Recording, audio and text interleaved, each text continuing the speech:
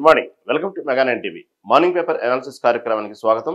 ఈరోజు ప్రధాన పత్రికలోని ప్రధాన అంశానుసారం మనం పరిశీలిద్దాం. ముందుగా ఆంధ్రజ్యోతి దినపత్రికను ఒకసారి మనం చూద్దాం. ముందుగా ఆంధ్రజ్యోతి దినపత్రికలు చూసినట్టయితే ప్రధానంగా ఉన్నటువంటి వార్తల్లో ఆవిష్కరణ గ్రేట్ ఆంధ్ర ఈ అంశాన్ని ప్రధానంగా తీసుకున్నారు. ఏమైనప్పటికీ కూడా అమరావతిలో కొత్త ఆవిష్కరణలు, అమరావతిలో ఇటు నిన్నటికి నిన్న P4 కార్యక్రమంతో చంద్రబాబు నాయుడు ఇటు రాష్ట్ర ప్రజలకు ఒక సందేశాత్మకమైనటువంటి వివరణ ఇచ్చుకుంటూ మానవ సమాజంలో కొన్ని సామాజిక స్పృహ ఉండాలి, ఒక రకమైనటువంటి అందరిలో సేవాగుణం ఉండాలి అనేటువంటి భావంతో నిన్న P4 కార్యక్రమాన్ని చేపడితే ఈరోజు కొత్త ఆవిష్కరణలతో అమరావతి అంటూ ఈ అంశాన్ని ప్రధానంగా తీసుకున్నారు. ఆవిష్కరణ @ఆంధ్ర అంటూ అమరావతి సహా 6 చోట్ల టాటా ఇన్నోవేషన్ హబ్లు ప్రారంభించారు. అదేవిధంగా ఎప్పుడైతే క్వాంటమ్ వ్యాలీ ఆంధ్రప్రదేశ్ ప్రతిష్టాత్మకంగా తీసుకున్నారో అప్పటి నుంచి అనేక ఆవిష్కరణలు, అనేక మార్పులు, ఎప్పటికప్పుడు అభివృద్ధి దిశగా ముందుకు వెళ్ళాలనేటువంటి దుందుడుకుతో చాలా తొందరగా ఎప్పటికప్పుడు ఇటు చంద్రబాబు నాయుడు కానివ్వండి, ఆంధ్రప్రదేశ్ సీఎం చంద్రబాబు కానివ్వండి, అదేవిధంగా విద్యాశాఖ మంత్రి లోకేష్, ఈ విధంగా ఇద్దరు ఎక్కడికక్కడ అభివృద్ధి పయన వైపు వెళ్ళాలి అనేటువంటి ఆకాంక్షతో ముందుగా వెళ్తా ఉన్నారు. అమరావతి సంబంధించినటువంటి అనేక అభివృద్ధి కార్యక్రమాలు నిన్నటికి నిన్న ఇటుపక్క మంత్రి నారాయణ కూడా జరిగినటువంటి వరదల వల్ల జరిగిన నష్టానికి ఇటుపక్క అమరావతి దగ్గర నుంచినటువంటి నీటి నిల్వలకు సంబంధించినటువంటి వర్షపు నీటి నిల్వలకు సంబంధించి ఒక పక్క బ్రిడ్జి నిర్మాణం జరుగుతూ ఉంటే దానికి సంబంధించినటువంటి ఆ బ్రిడ్జి నిర్మాణం వల్ల కొంత చోట నీరు ఎక్కడైతే వర్షపు నీరు ఆగిందో దానికి సంబంధించి నీరుని ఏ విధంగా అక్కడి నుంచి తొలగించే కార్యక్రమాల్లో దాదాపుగా ఆయన తొలగించేవారు కొన్ని గంటల వరకు అక్కడే వేచి చూసి తన బాధ్యతగా చేసినటువంటి కార్యక్రమాలు. ఈ విధంగా ఎప్పటికప్పుడు ఆంధ్రప్రదేశ్ అభివృద్ధి పట్ల ఇటు తెలుగుదేశం మహాకూటమి కానివ్వండి, కూటమి ప్రభుత్వం ఈ విధంగా తీసుకున్నటువంటి చర్యలు తీసుకుంటా ఉంటే ఇంకా తొందరగా అభివృద్ధి చెందాలి అమరావతి. ఎందుకంటే గతంలో చూసినటువంటి అనుభవాల దృష్ట్యా కానివ్వండి, గతంలో అమరావతి రాజధానిగా తీసుకున్న తర్వాత అప్పట్లో 2014 తర్వాత ప్రభుత్వంలో చంద్రబాబు నాయుడు తీసుకున్నటువంటి అనేక మార్పులు అప్పట్లో సంచలనంగానే మరి. కాకపోతే ఎక్కడికక్కడ కట్టడాల విషయంలో కానివ్వండి, ఇటు ఒక్కసారిగా 10 ఏళ్ల రాజధాని, ఉమ్మడి రాజధానిగా హైదరాబాద్ ఉండాలి అనుకున్న తర్వాత ఒక్కసారిగా ఆంధ్రప్రదేశ్ తరలి వెళ్ళటం, అక్కడ ఉన్నటువంటి ఏదైతే అప్పటికప్పుడు కావాల్సినటువంటి యంత్రాంగం, ప్రభుత్వ యంత్రాంగం కోసం ఇటుపక్క కావాల్సినటువంటి పరిపాలన విభాగంలో కొన్ని తొందరగా చేయాలి అనేటువంటి దూరంలో శాశ్వత కట్టడాలు కాకుండా అప్పటికప్పుడు టెంపరీ సంబంధించినటువంటి కట్టడాల విషయంలో అనేక సార్లు అనేక రకంగా అబాసు పాలైంది ప్రభుత్వం. అప్పట్లో టీడీపీ ప్రభుత్వం, ఇప్పుడు కూటమి, అప్పట్లో టీడీపీ ప్రభుత్వం. ఆ సమయంలో కూడా అనేక పరిణామాలు దారితీసి ఎప్పటికప్పుడు ప్రభుత్వాన్ని నడపాలి అనే విధంగా అభివృద్ధి పైనంగా ఉండాలి, అమరావతి రాజధానిగా చేయాలి, దేశంలోనే అతిపెద్ద రాజధాని, మెచ్చుకోదగ్గ రాజధాని చేయాలి అనేటువంటి విషయంలో అతను తీసుకున్న కొన్ని నిర్ణయాల వల్ల అప్పట్లో ఒక్కసారిగా అంటే మన సహజంగా ఏదైనా ఒక కట్టడం చేస్తున్నప్పుడు కానివ్వండి, మన ఇంటి నిర్మాణంగా తీసుకోవాలనుకోండి గట్టిగా 2 సంవత్సరాలు అలా పైన పట్టింది. అలాంటిది ఒక రాజధాని నిర్మాణం అంటే చాలా సంవత్సరాలు పట్టింది. కానీ దానికి సంబంధించినటువంటి పరిపాలన యంత్రాంగం మొత్తం కూడా నడిపించే విధంలో శాశ్వత కట్టడాలు కాకుండా కేవలం ప్రభుత్వ యంత్రాంగం నడవడం కోసం చేసినటువంటి కట్టడాలకి దానికి భారీగా నిధులు ఖర్చు చేయడం కానివ్వండి, దానికి సంబంధించినటువంటి అనేక విమర్శలు పాలవటం, అవి కట్టినటువంటి కట్టడాలు శాశ్వత కట్టడాలు కాకుండా చేసిన కట్టడాలు ఒక్కోసారి భారీ వర్షపు నీటి వల్ల అవి లీక్ అయ్యి అప్పట్లో జరిగినటువంటి రాద్ధాంతం అంతా ఇంత కాదు. అప్పట్లో ప్రతిపక్షంగా ఉన్నటువంటి వైసీపీ పార్టీ దానికి సంబంధించినటువంటి చేసినటువంటి విజువల్స్, దానికి చేసిన సోషల్ మీడియా పబ్లిసిటీ అంతా ఇంత కాదు. అనేక రకాలుగా కర్నూలుకి చావు 100 శాపాలు అన్నట్టు రకరకాలుగా అప్పట్లో ప్రభుత్వం, కాబట్టి ఏది ఉద్దేశపూర్వకంగా చేసింది కాదు, ప్రభుత్వ యంత్రాంగం నడపాలి. ఒక్కసారిగా ఇటు నుంచి హైదరాబాద్కి ఆంధ్రప్రదేశ్ తరలింపు అయింది అప్పట్లో రాజధాని. ఆ సమయంలో తీసుకున్నటువంటి కొన్ని నిర్ణయాలు ఎక్కడికక్కడ ఇటు అసెంబ్లీకి సంబంధించిన కానివ్వండి, ఇటు కోర్టుకు సంబంధించిన కానివ్వండి, ఇటు పక్క సెక్రటరియట్ సంబంధించిన కానివ్వండి, అనేక రకమైనటువంటి పనులు ఒక్కసారిగా 5 ఏళ్లలో కంప్లీట్ అవ్వటం అనేది అంత ఈజీగా, అంత సామాన్యంగా సులభంగా తరంగా కాదు. ఓ పక్క ఎమ్మెల్యే క్వార్టర్స్ అని కానివ్వండి, ఈ విధంగా రకరకాలుగా చేసినటువంటి ఏదైతే పునాది వేసి ప్రారంభించారో అవన్నీ ఒక్కసారిగా జరగాలంటే అంత ఈజీ కాదు. అప్పట్లో మొదట్లో ఉన్నటువంటి కేంద్రంలో ఉన్నటువంటి బీజేపీ ప్రభుత్వం కూడా చంద్రబాబు నాయుడుతో కొంతవరకు మొదట్లో కొంతవరకు సఖ్యతగానే ఉంది. తర్వాత పోను సత్సంబంధాలు కొంత దెబ్బతినటం వల్ల దాని ప్రభావం భారీగా పడింది అప్పట్లో అమరావతి రాజధాని నిర్మాణంలో. అప్పట్లో ఆ నిర్మాణంలో ఆ ప్రభావం భారీగా పడింది. ఎప్పటికప్పుడు ప్ర ప్రత్యేకమైనటువంటి కొన్ని పరిస్థితుల్లో ఏం చేయలేని పరిస్థితుల్లో శాశ్వత కట్టడాలు కాకుండా కొన్ని అప్పటికప్పుడు ఒక రకమైనటువంటి టెంపరరీ కట్టడాల్లోనే పరిపాలన విభాగం నడుస్తున్నప్పుడు అనేక రకాలైనటువంటి అవాస్తు పాలైంది. అమరావతి అనేది రాజధానికి అనుకూలమైనటువంటి ప్రాంతం కాదు అనేటువంటి చిత్రీకరించే భాగంలో చాలా జరిగినాయి అప్పట్లో. ఇప్పటికీ అవే జరుగుతున్నాయి. అమరావతి అనేది అప్పట్లో శ్రీకృష్ణ కమిటీ ఈ విధంగా చెప్పింది. ఇది అనుకూలమైనటువంటి ప్రాంతం కాదు అనేటువంటి విషయాన్ని దానికి సంబంధించినటువంటి ఇప్పటికీ జరుగుతున్నటువంటి అప్పుడు అదే విధంగా దుష్ప్రచారం జరిగింది. ఇప్పుడు అదే విధంగా దుష్ప్రచారం చేయడానికి ప్రయత్నాలు జరుగుతూ ఉన్నాయి. దాంట్లో భాగంగానే నిన్న జరిగినటువంటి ఏదైతే భారీ వర్షాల కారణంగా అక్కడ జరిగినటువంటి నీటి నిల్వ విషయంలో ఆ వర్షపు నీటి నిల్వ విషయంలో ఇప్పటికీ వైసీపీ ప్రభుత్వం అదే విషయాన్ని చేస్తూ అక్కడ చేపలు కూడా పట్టొచ్చు అనేటువంటి విషయాన్ని వైసీపీ నేతలు కొంతమంది చేసిన కామెంట్స్ కానివ్వండి, అదేవిధంగా ఎప్పటికైనా సరే ముంపు ప్రాంతానికి గురైంది రాజధాని, ఎప్పటికైనటువంటి భారీ ప్రకృతి విలయాలకి భారీ ప్రళయాలకు మాత్రం లోనైనటువంటి ప్రాంతం అది అంటే ఈ రోజు వరకు కూడా వైసీపీ ప్రతిపక్ష వైసీపీ ఇప్పుడు ఉన్నటువంటి ప్రభుత్వం మీద గతంలో అదేవిధంగా ఏదైతే విమర్శలు చేసిందో ఇప్పటికి అదే విధంగా విమర్శలు చేయటం, దానికి కొన్ని కారణాలు చెప్పుకుంటూ నిన్న పడినటువంటి భారీ వర్షానికి అక్కడ చేరుకున్నటువంటి అమరావతి పరిసర ప్రాంతంలో నీటి నిల్వ కానీ వర్షపు నీటి నిల్వ కానివ్వండి ఇవన్నీ చూపిస్తూ సాక్ష్యాధారాలుగా గతంలో అరకొర కట్టడాలతో మిగిలిపోయినటువంటి కొన్ని ప్రాంతాలను చూపిస్తూ అక్కడ భారీగా మొలిచినటువంటి వృధా అక్కడ ఉన్నటువంటి ముళ్ళ కంపలు చెట్లు కానివ్వండి, అక్కడ నీటి నిల్వలు కానివ్వండి, ఆ తర్వాత దానికి సంబంధించినటువంటి కట్టడాలు అర్ధాంతరంగా మిగిలిపోయినటువంటి కట్టడాల భాగంలో వర్షపు భారీగా నీటి నిల్వ ఉన్నప్పుడు అది పరిశీలించడానికి వెళ్ళినప్పుడు దానికి సంబంధించినటువంటి కట్టడాలకి బోట్లు వెళ్ళినటువంటి దృశ్యాలు కూడా చూపిస్తూ ఇది ఎప్పటికైనా భవిష్యత్తులో ముంపు రాజధాని ప్రాంతాలు ఈ విధంగా ఉంటాయి అనేటువంటి విషయాన్ని చెప్పే క్రమంలో వైసీపీ చేస్తున్న అనేక ప్రయత్నాలు ఈ అమరావతి రాజధాని విషయంలో జరిగినాయి. ఈ విధంగా అమరావతి నగరాన్ని ఆంధ్రప్రదేశ్ రాజధానిగా అనువైనటువంటి ప్రాంతం కాదు, భవిష్యత్తులో అనేక ప్రమాదాలు పొంచి ఉన్నాయి, లోతట్టు ప్రాంతం అది. అదేవిధంగా భూమి కూడా అనుకూలమైనటువంటి ప్రాంతం కాదు, భారీ కట్టడాలకు అనుకూలమైనటువంటి ప్రాంతం కాదు. ఇక్కడ భవిష్యత్తులో ప్రకృతి ఏదన్నా కన్నెర్ర చేస్తే ఇక్కడ ప్రజలు కానివ్వండి, కట్టడాలు కానివ్వండి, ఇక్కడ పరిసర ప్రాంతాలు ఒక రకమైనటువంటి సర్వనాశనం అవుతాయి, భయంకరమైన దృశ్యాలు మనం భవిష్యత్తులో చూడబోతున్నాము అనేటువంటి విషయాన్ని పదే ప్రతిపక్ష పార్టీ వైసీపీ చేస్తున్న ప్రచారం ఒకవైపు, ప్రపంచ పటంలో అమరావతి రాజధాని నగరాన్ని చూపించాలి, అమరావతి అసలు రాజధాని అంటే ఏందో ఇటుపక్క ప్రపంచంతో పాటు యావత్ భారతదేశం మొత్తం కూడా అమరావతిని ఇది రాజధాని అంటే దేశంలోనే అతిపెద్ద రాజధానిగా చూపించాలి అన్నటువంటి తపన ఒక పక్క ఏపీ సీఎం చంద్రబాబు నాయుడు ఒక రకమైనటువంటి ఎలా అంటే ఒక కఠినమైన దీక్షతో పట్టుదలతో ముందుకు సాగుతూ ఉన్నారు. దానికి తగ్గట్టుగానే ఇటుపక్క ఆంధ్రప్రదేశ్ అధికార యంత్రాంగం కానివ్వండి, ఇటుపక్క మంత్రులు కానివ్వండి, ఇటుపక్క కూటమిలో ఉన్నటువంటి జనసేన బీజేపీ సంబంధించినటువంటి నాయకులు కానివ్వండి, దానికోసం అహర్నిశలు కష్టపడుతూ ఒకవైపు, కానీ ఇవన్నీ కష్టపడటం ఒకవైపు అయితే అక్కడ ఉన్నటువంటి ప్రాంతం మాత్రం అనుకూలమైన ప్రాంతం కాదు, అనువైన ప్రాంతం కాదు అంటూ ఇప్పుడు ప్రస్తుతం నిన్న కురిసినటువంటి భారీ వర్షాలతో జరిగినటువంటి కొన్ని సన్నివేశాన్ని అక్కడ జరుగుతున్నటువంటి ఏదైతే ముంపు ప్రాంతాలను చూపిస్తూ ఈ విధంగా భారీగానే ఇటు వైసీపీ కూడా ప్రచారం చేస్తూ ఉంది.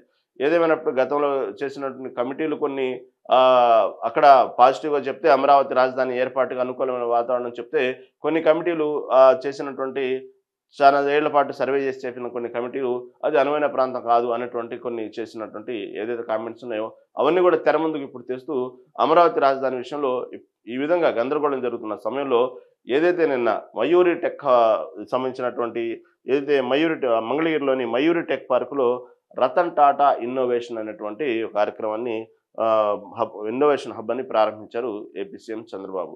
ఈ రతన్ టాటా స్ఫూర్తిని తీసుకుని ఆయన పేరు మీదుగానే రతన్ టాటా ఇన్నోవేషన్ హబ్ను నిన్న ప్రారంభించడం జరిగింది మంగళగిరిలోని మయూరి టెక్ పార్క్లో. ఈ సందర్భంగా మామూలుగానే సహజంగానే ఒక సీఎం స్థాయి వ్యక్తి వస్తున్నారంటే ఆ కార్యక్రమానికి రతన్ టాటా హబ్ పార్క్ కాదు, ఎలాంటి కార్యక్రమానికి వస్తున్న ప్రారంభోత్సవానికి వస్తున్నప్పుడు మనకు తెలిసింది మామూలే, అధికార యంత్రాంగం హడావుడి, ఓ పక్క అతను వస్తున్నప్పుడు ఆ స్వాగతం సంబంధించినటువంటి ఏర్పాట్లు కానివ్వండి, ఏ స్థాయిలో ఉంటే మనం తెలియంది కాదు. ఒక సీఎం స్థాయి వ్యక్తి వస్తున్నంటే అది ఆంధ్రప్రదేశ్ సీఎం చంద్రబాబు వస్తున్నంటే. కానీ ఒక అభివృద్ధి చెందినటువంటి ఎప్పటికప్పటికి మనం అభివృద్ధి చెందుతున్నాము, టెక్నికల్‌గా అభివృద్ధి చెందుతున్నాము, ప్రపంచంతో పోటీ పడుతున్నాము అనేటువంటి విషయాన్ని తెలిసే విధంగా ఆంధ్రప్రదేశ్ ఈ విధంగా టెక్నికల్‌గా డెవలప్ అవుతుంది. అంటే గతంలో చంద్రబాబు నాయుడు సీఎంగా ఉన్నప్పుడు, ఉమ్మడి ఆంధ్రప్రదేశ్‌గా ఉన్నప్పుడు ఇదే హైదరాబాద్‌ని ఏ విధంగా ఒక సాఫ్ట్‌వేర్ రంగంలో ఆహ్, ప్ర ప్రపంచానికి పరిచయం చేశారు, హైదరాబాద్‌ని ఏ విధంగా నగరాన్ని తీర్చిదిద్దారు అనేటువంటి ఇప్పటికి మనం చెప్పుకుంటా ఉంటాము. అలాగే ఇటు అమరావతిని అప్పుడే అమరావతి రాజధాని ఇంకా ఆహ్, తుది దశలోనే ఉంది. సంబంధించినటువంటి కొన్ని పనులు కూడా ఇంకా కొన్ని తుది దశలో ఉన్నాయి. కొన్ని ఇంకా జరుగుతా ఉన్నాయి. అలాంటి సమయంలో ఒక్కసారిగా ఈ అతని యొక్క మేధాశక్తిని పరిచయం చేయడానికి చంద్రబాబు దాని పట్ల ఎప్పటికప్పుడు అభివృద్ధి, టెక్నికల్‌గా అభివృద్ధి, సాఫ్ట్‌వేర్ రంగంలో అభివృద్ధి, ఎప్పటికప్పుడు ఉన్నటువంటి అప్‌డేటెడ్ వెర్షన్‌తో ఏ విధంగా ముందుకెళ్తాడు అనేటువంటి విషయాన్ని తెలియజేయడం కోసం ఒక ముఖ్యమంత్రి స్వాగతాన్ని ఎంతటి హడావుడినిద్దో మనకు తెలిసిన విషయమే. కాకపోతే ఒక ముఖ్యమంత్రి స్వాగతాన్ని ప్రపంచానికి ఇటు అందరూ ఉన్నటువంటి దేశ రాజధానిలో పెద్ద రాజధానిగా పరిచయం చేయడం కోసం ఇప్పుడున్నటువంటి టెక్నికల్‌గా చంద్రబాబు నాయుడు వయసు రీత్యా అతనికున్నటువంటి వయస్సు రీత్యా చూసుకోకుండా ఇప్పుడున్నటువంటి సాఫ్ట్‌వేర్ రంగానికి కూడా అతని మేధస్సు పనిచేస్తుంది. ప్రతిదీ ఆయన అప్‌డేటెడ్ వెర్షన్‌లో ఉంటున్నాడు అని రుజువు చేసేటువంటి చక్కటి ఉదాహరణ, చిన్న ఉదాహరణ నిన్న ఏదైతే మంగళగిరిలోని రతన్ టాటా సంబంధించిన ఇన్నోవేషన్ హబ్ ప్రారంభ సందర్భంలో అతనికి ఒక ముఖ్యమంత్రి స్థాయిలో హోదా పలికింది. పెద్ద పెద్ద అధికారులు, పెద్ద పెద్ద స్థాయి వ్యక్తులు, లేకపోతే ఒక హంగామా, ఒక వాతావరణం, ఒక బాజా భజంత్రి, ఒక పూలవి కాకుండా ఒక పూల తోరణాలతో మొత్తం స్వాగతం లేకుండా అందరికీ తెలిసొచ్చే విధంగా ఒక రోబో చంద్రబాబుని స్వాగతం పలుకుతూ చేసినటువంటి దీన్ని హైలైట్‌గా చెప్పుకున్నారు నిన్న. చూడండి, రోబోనే చంద్రబాబు ఏపీ సీఎం చంద్రబాబుని స్వాగతం పలుకుతా ఉంది. దానికి చక్కటి ఉదాహరణ అంటే ఈ విధంగా మన ఆవిష్కరణలు జరగబోతున్నాయి. ఈ స్థాయికి మనం ఎదుగుతున్నాం.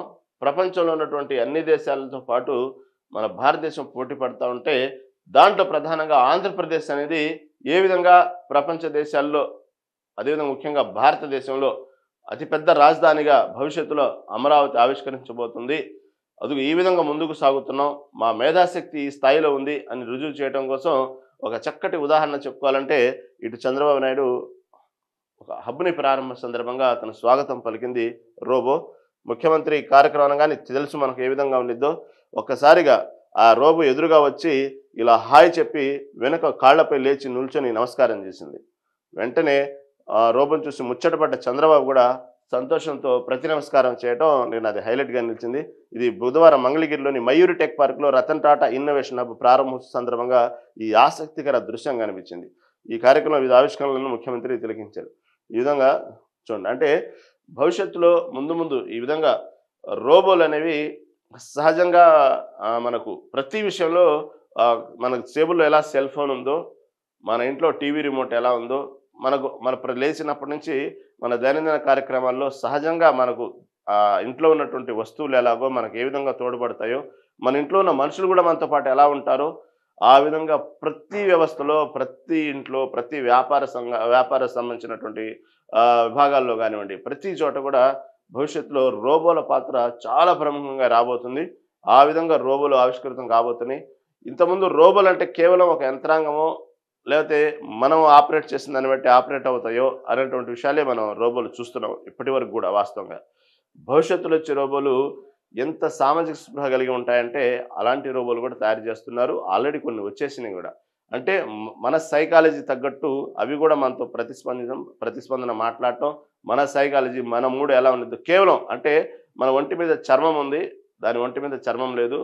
మనలో ఒక ప్రాణం ఉంది, దాంట్లో ప్రాణం లేదనే. కానీ దాదాపు ప్రాణం ఉన్నంత పనిగా ప్రతిదీ మన ఎమోషన్స్ని క్యాచ్ చేయటం, మన ఎమోషన్స్ తగ్గట్టు మాట్లాడటం, దాదాపు ఒక మనిషి ఉన్నట్టే. ప్రతి విషయంలో కూడా భవిష్యత్తులో రోబోల పాత్ర కేవలం ఒక యంత్రంలా కాకుండా మన తోడబుట్టిన మనిషో, లేకపోతే మనతో జీవనం చేసేటువంటి ఒక వ్యక్తిగానో, మనతో జీవన ప్రయాణం చేసే వ్యక్తిగానో రోబోలు భవిష్యత్తులో రాబోతున్నాయి. అతి తొందరలో రాబోతున్నాయి. ఇప్పటికీ అనేక ఆవిష్కరణలు జరిగినాయి. ఇవి కొంతవరకు చాలా వరకు ఉపయోగపడ్డప్పటికి కూడా భవిష్యత్తులో దానివల్ల కొన్ని ప్రమాదాలు కూడా పొంచి ఉంచొచ్చు అనేటువంటి హెచ్చరికలు కూడా కొన్ని చేస్తున్నారు. రీసెంట్‌గా ఏదో మొన్న ఒక దేశంలో ఇదే విధంగా రోబో తన యజమాని ఒక్కసారిగా తిరగబడి వార్నింగ్ ఇచ్చి ఒక డేంజర్ వార్నింగ్ ఇచ్చి తన అదుపులో కూడా లేకుండా చేసేటువంటి విషయం కూడా మనం ఇటీవల ఒక పత్రికల్లో మనం చూసాం. అంటే రజనీకాంత్ సినిమా 'రోబో' ఎలాగో రజనీకాంత్ సినిమా 'రోబో' ఏ విధంగా అయితే తన యజమానిని ఎదురు తిరిగి వ్యవస్థను నాశనం చేయడానికి పూనుకునిద్దో, అదేవిధంగా ప్రాక్టికల్‌గా మొన్నటికి మొన్న ఒక దేశంలో మనం రోబోనే యజమానిని బెదిరించినటువంటి చూసాం. అలాంటి కొన్ని సంఘటనలు కూడా భవిష్యత్తులో ఉంటాయంటున్నారు. అదేవిధంగా కొంతమంది రోబోకి ఎడిట్ అయిపోయి ఆహ్, దాదాపుగా అంటే దాంతో పాటు ఎడిట్ మీనింగ్, దాంతో పాటుగా ఎమోషను, దాంతో పాటుగా ఒక ప్రేమను పెంచుకున్నటువంటి ఒక మహిళ ఎప్పుడైతే రోబో అప్డేటెడ్ వెర్షన్ దానికి సంబంధించినటువంటి మన ఫోన్‌లో ఎలా అయితే వెర్షన్ మార్చుకుంటామో, అప్డేటెడ్ వెర్షన్ మార్చుకుంటామో, అలా ఒక్కసారిగా రోబోలో కొన్ని అప్డేటెడ్ వెర్షన్ మార్చుకున్నప్పుడు తన పాత డేటా మొత్తం కూడా డిలీట్ అయిపోయి, మళ్ళీ కొన్ని క్యాచ్ చేయలేకపోక మళ్ళీ కొత్త వెర్షన్‌కొచ్చేటప్పటికి తను ఎంతో ప్రేమగా ప్రతిరోజు మాట్లాడుకోవటం, ఒక వ్యక్తిలాగా తనతో పాటు ఒక రకమైనటువంటి ఒక ఫ్రెండ్‌షిప్పు, ఒక రకంగా చెప్పాలంటే తనతో లేచినప్పటి నుంచి ఒక ప్రతి ఎమోషన్స్ పంచుకుంటూ తన తోడబుట్టులాగానో లేతే తను ఒక ఎమోషన్ బాండింగ్‌తోని ఆ అమ్మాయి ఆ రోబోతో ప్రయాణం చేసింది. ఒక యువతి. ఒక్కసారిగా దాని ఒక అప్డేటెడ్ వెర్షన్ మార్చుకునే క్రమంలో దానికి ఉన్నటువంటి పాత సంబంధించినటువంటి డేటా మొత్తం డిలీట్ అయిపోయేటప్పటికి మళ్ళీ కొత్తగా తను జనరేట్ అయ్యేటప్పటికి ఆ పాతవి మొత్తం డిలీట్ అయిపోయినాయి. డిలీట్ అయిపోయే క్రమంలో తను డైలీ మాట్లాడేటువంటి ఏదైతే ఉంటాయో, ఆమె తనతో రోబోతో మాట్లాడుతా ఉండిద్దో, తను ఏ విధంగా షేర్ చేసుకుంటూ ఉండిద్దో, తన ఎమోషన్స్ రోబో కూడా ఎలా షేర్ చేసుకుంటుంది, సహజంగా ఒక మానవులు ఉన్నట్టు ఎలా ఎంత ఫ్రెండ్‌షిప్ ఉంటాం, స్నేహపూర్వం అలా ఉండేటువంటి ఒక్కసారిగా రోబో మాటలు మారిపోయి, మళ్ళీ గుర్తుపట్టలేని స్థాయికొచ్చి, మళ్ళీ కొత్త అప్డేటెడ్ వెర్షన్ వచ్చేటప్పటికి తను మానసికంగా చాలా కుంగిపోయింది. అరే! ఇన్నాళ్ళు ఇంత ప్రేమ కాకపోతే ఇదంతా శాశ్వతం కాదు అనేటువంటి విషయాన్ని ఆ అమ్మాయి గ్రహించి ఒక్కసారిగా మానసికంగా కుంగిపోయింది. ఓ పక్కేమో యజమాని రివర్స్ అయినటువంటి రోబోలు చూసాం. ఓ పక్కేమో అప్డేటెడ్ వెర్షన్ మొత్తం డిలీట్ అయిపోయేటప్పటికి కొత్త అప్డేటెడ్ వెర్షన్ రాగానే తను పెంచుకున్న ప్రేమని చూసాం. ఈ విధంగా తెలియకుండానే రోబోల మీద జీవితంలో భాగమయ్యేటువంటి సందర్భాలు మనం ఇటీవలే చూస్తున్నాం. దీన్ని బట్టి భవిష్యత్తులో ఇంక చూడండి, దాదాపుగా రోబోలు మన జీవితంలో ప్రముఖ పాత్ర పోషించబోతున్నాయి. ప్రతి రంగంలో రాబోతున్నాయి. మన ఇళ్లలోకి రాబోతున్నాయి. ఇవన్నీ మనం ఒకప్పుడు జనరల్‌గా చూస్తే మనం ఒకప్పుడు ఊహించింది కాదు. మన చేతుల్లో ఇలా సెల్ ఫోన్‌లు వస్తాయనో, లేచినప్పటి నుంచి సెల్ ఫోన్ జీవితంలో ఒక భాగం అయిపోయిద్దనో, టీవీలు ఇలా వస్తాయనో దాదాపుగా మనం ఇంత ఊహించింది కాదు. అప్పట్లో ఆవిష్కరణ కొత్తలో ఈ విధంగా చెప్పినప్పుడు ఈ ఫోన్లు, ఈ కంప్యూటర్లు ఇయన్నీ చెప్పినప్పుడు కొంతమంది హాస్యాస్పదంగా ఉండొచ్చు. కొంతమంది ఊహాజనితంగా ఉండొచ్చు. కొంతమంది ఇది విఠలాచార్య సినిమాలు ఇది చెప్తున్నారే అనుకోవచ్చు కొందరు. ఇయన్నీ ఆవిష్కరణ కొత్తలో. కానీ ఇప్పుడు మనం అనుభవిస్తున్నాం. దానికి సంబంధించినటువంటి ప్రతిఫలాలు దాని గురించి పొందుతున్నాము, అనుభవిస్తున్నాము. సరే పరిణామాలు మంచివుంటాయి, దుష్పరిణామాలుంటాయి. ప్రతి వస్తువులో, ప్రతి రంగంలో పాజిటివ్, నెగెటివ్ ఉంటాయి. ఫోన్ వాడుకునేటువంటి విషయాల్లో కొంతమంది దాన్ని ఉపయోగించుకునే విధానంలో పాజిటివ్ ఉండిద్ది. దాని దుర్వినియోగం ఉండిద్ది. అయన్నీ పక్కన పెడితే, ఆ సబ్జెక్ట్ పక్కన పెడితే, ఈ రోజుకి మనం అయన్నీ చూస్తున్నాం మనం. మనం ఎక్కడో ఒక విఠలాచార్య పిక్చర్ లాగా మనం ఏదో ఇలా జరిగితే బాగుండు, ఇలా అయితే బాగుండు, అలాంటి లేతే ఇలాంటివి ఉంటాయా అని లేదా ఒక రకమైనటువంటి వ్యంగ్యంగా లేతే మూవీస్‌లో చూసినట్టు కొన్ని పాత సినిమాల్లో చూసినటువన్నీ కూడా ఈరోజు మనం చూస్తున్నాం. మనం వీడియో కాల్ మాట్లాడుతున్నాం. గతంలో అది ఊహ అన్నమాట. ఇలా ఉంటే బాగుండని. అలాంటి సినిమాల్లో కొన్ని పాత సినిమాల్లో వీడియో కాల్ రూపంలో ఒక చిన్న అట్టపెట్టె లేదా ఒక చిన్నటువంటి ఇలా పెట్టి తెరవంగానే దాంట్లో ఒక బొమ్మొచ్చి మాట్లాడటం అనేది అప్పట్లో ఊహ.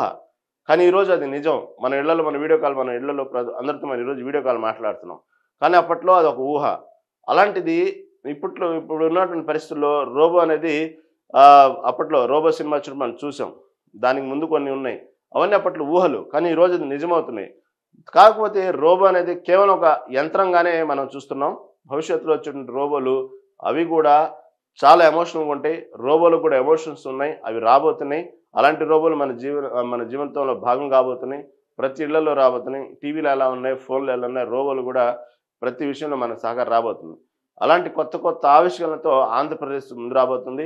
175 నియోజకవర్గాల్లో ప్రతి చోట ఈ రతన్ టాటా ఇన్నోవేషన్ హబ్‌లు రాబోతున్నాయి. దీనివల్ల అనేక రంగాల్లో భారీ మార్పులు రాబోతున్నాయి. ఎందుకంటే దాన్ని మనం నమ్మి తీరాల్సిందే. ఇప్పుడున్నటువంటి వెర్షన్ ఏఐ వెర్షన్ కానివ్వండి, ఇప్పుడున్న అప్డేటెడ్ వెర్షన్స్ కానివ్వండి, గతంలో ఉన్నటువంటి సాఫ్ట్‌వేర్ రంగంతో పోల్చుకుంటే గతంలో ఉన్న సాఫ్ట్‌వేర్ రంగం ప్రకారం ఇప్పుడున్నటువంటి అమరావతి రాజధానిలో ఈ విధంగా టెక్నికల్‌గా హబ్బులు ఏర్పాటు చేయాలంటే ఓకే చేయొచ్చు. కొంతకాలం పట్టొచ్చు. కానీ ఇప్పుడున్న టెక్నాలజీకి మనం నమ్మి తీరాల్సింది. చాలా ఫాస్ట్‌గా అభివృద్ధి చెందబోతుంది. ప్రతిది కూడా ఇటు మంగళగిరి ప్రధాన కేంద్రంగా రాబోతుంది. ఇప్పటికే క్వాంటమ్ వ్యాలీ చాలా సీరియస్‌గా దానికి సంబంధించి క్వాంటమ్ వాల్ ఇప్పటికే ఏర్పాటు చేయడం జరిగింది ఇటు మంగళగిరి దగ్గర. దానికి సంబంధించినటువంటి అనేక రకమైన ఏదైతే నమ్మండి నేను హైదరాబాద్‌ని ఏ విధంగా నేను డెవలప్ చేశానో, హైదరాబాద్‌ని సాఫ్ట్‌వేర్ రంగంలో ఏ విధంగా ముందుకు తీసుకెళ్ళానో నన్ను చూసి నమ్మండి. మంగళగిరిని కూడా అదే విధంగా అమరావతి రాజధానిని కూడా అదే విధంగా డెవలప్ చేస్తాను అంటూ క్వాంటమ్ వాల్‌ని ఏర్పాటు చేసిన సందర్భంలో చంద్రబాబు చెప్పిన సందర్భాలు మనం విన్నాం. అదేవిధంగా ఎంతోమంది విదేశీ పెట్టుబడిదారుని ఆహ్వానించడం, ఇక్కడ పెట్టుబడులు పెట్టండి, నన్ను నమ్మండి అనేటువంటి విషయాన్ని చంద్రబాబు గతంలో చెప్పడం మనం విన్నాం ఈ మధ్య కాలంలో క్వాంటమ్ వాల్ సందర్భంగా. ఎందుకంటే రాత్రింబవళ్ళు కష్టపడి హైదరాబాద్ నగరాన్ని నేను సాఫ్ట్‌వేర్ రంగంలో అభివృద్ధి చెందినప్పుడు చాలా మంది నన్ను ఇలాగే విధంగా విమర్శించారు. ఇవన్నీ కంప్యూటర్లు ఇవన్నీ జరిగాయనా? భవిష్యత్తులో ఇవన్నీ అవసరమా? ఇవన్నీ మనకు కూడుబెడతాయా? ఈ కంప్యూటర్లు మనకేమన్నా రైతులకు కూడుబెడతాయా? దీనివల్ల ఉపయోగం ఏంది? అని అనేక విషయాలు అనేక మంది అప్పట్లో నన్ను ఈ విధంగా విమర్శించారు. కానీ ఈరోజు హైదరాబాద్ ఒక హబ్‌గా ఏర్పడింది. ఐటీ హబ్‌గా ఏర్పడి ఈ విధంగా ప్రపంచంలో ఉన్నటువంటి అన్ని దేశాలు ఇటు హైదరాబాద్ నగరం వైపు చూస్తున్నాయి. ఎంతోమంది పెట్టుబడిదారులు హైదరాబాద్‌కు వస్తున్నారు. ఈరోజు కొన్ని లక్షల మంది సాఫ్ట్‌వేర్ రంగంలో హైదరాబాద్‌లో బతుకుతున్నారంటే అప్పట్లో నేనేసిన పునాది అప్పుడు ఇదే విధంగా భయంకరమైన విమర్శలు, నవ్వులు, విమర్శలు ఎన్నో వచ్చినాయి నాకు. అయినప్పటికీ కూడా నేను అలా ఒక అంగుటిత దీక్షతో దాన్ని చేశాను నేను. కాబట్టి నన్ను నమ్మండి. మంగళగిరిని కూడా అదే విధంగా చేస్తాను. అమరావతి రాజధానిని ఆ విధంగా డెవలప్ చేస్తాను. రండి అంటూ క్వాంటమ్ వాల్ సందర్భంగా చంద్రబాబు పెట్టుబడిదారులను ఆహ్వానించిన తీరు మనం అప్పుడు చూసాము. ఇక్కడే కాదు విదేశాలకెళ్ళి ఇటు లోకేష్ కానివ్వండి, చంద్రబాబు కానివ్వండి అనేక కంపెనీలతో మాట్లాడి దిగ్గజ కంపెనీలతో మాట్లాడి ఆహ్వానించడం జరిగింది.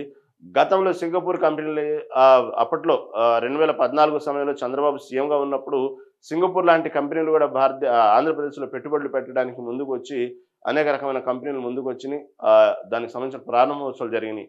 తర్వాత 5 ఏళ్ల లోపే కనీసం ఇంకొక 5 ఏళ్లు చంద్రబాబు ఉంటే ఈ పాటికి ఆంధ్రప్రదేశ్ రాష్ట్రంలో ఏ విధంగా మార్పులుండాయో, ఏ విధంగా అభివృద్ధి చెందేదనేది కొంతవరకు మనం చూడగలిగేవాళ్ళం. అది కొంతవరకు ఇప్పుడున్నటువంటి ప్రజా తీర్పును మనం గౌరవించాలి కాబట్టి అప్పట్లో కేవలం 5 సంవత్సరాలే పరిపాలించి తర్వాత మళ్ళీ వేరే పార్టీ అధికారంలోకి వచ్చింది వైసీపీ పార్టీ.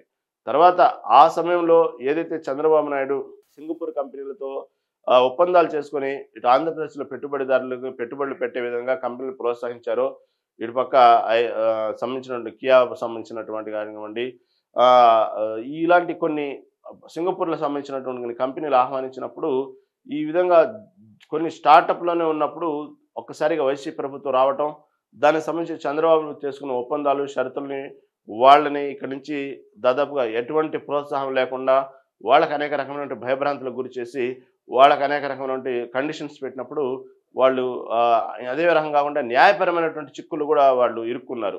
అలా విధంగా వాళ్ళని తరిమేటప్పటికి వాళ్ళు భయపడి వెళ్ళిపోయారు అప్పట్లో సింగపూర్.